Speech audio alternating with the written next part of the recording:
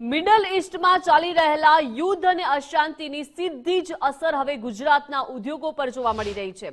ખાસ કરીને એશિયામાં રોડ કન્સ્ટ્રક્શન મશીનરીના હબ ગણાતા મહેસાણાના એક્સપોર્ટ બિઝનેસમાં તેની સીધી જ અસર જોવા મળી રહી છે. આ મામલે ઉદ્યોગપતિ પરેશ પટેલ સાથે વાત કરી પરિસ્થિતિનો તાગ મેળવવા પ્રયાસ કરતા જાણવા મળ્યું કે છેલ્લા 1-2 મહિનાથી લોજિસ્ટિક અને કન્ટેનરના ભાડામાં 30 થી 35% જેટલો તોતિંગ વધારો થયો છે.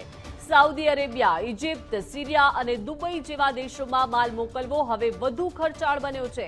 જો યુદ્ધની સ્થિતિ વણસશે તો આ ખર્ચ હજુ પણ વધી શકે તેવી ભીતિ સેવાઈ રહી છે.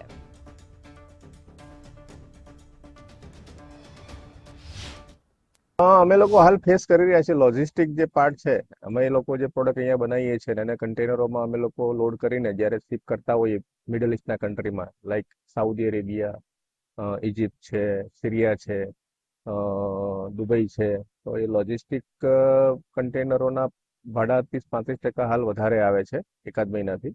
અને હજી એ બી નક્કી નથી કે કેટલું વધારે થશે. હજી બી આ તો શરૂઆત છે. કદાચ જો યુદ્ધની પરિસ્થિતિ જો ના બદલાય કે ઓછી ના થાય તો હજી બી વધી શકે છે.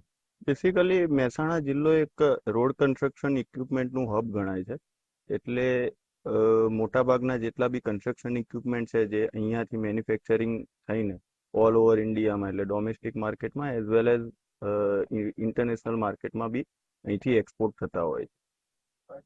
અને જો આ યુદ્ધ લંબાશે તો એના લીધે અસર આવશે ફ્યુઅલ ચાર્જીસ પર as well as domestic transportation and logistic for export, આ બધાના બિઝનેસ પર અસર આવી શકે.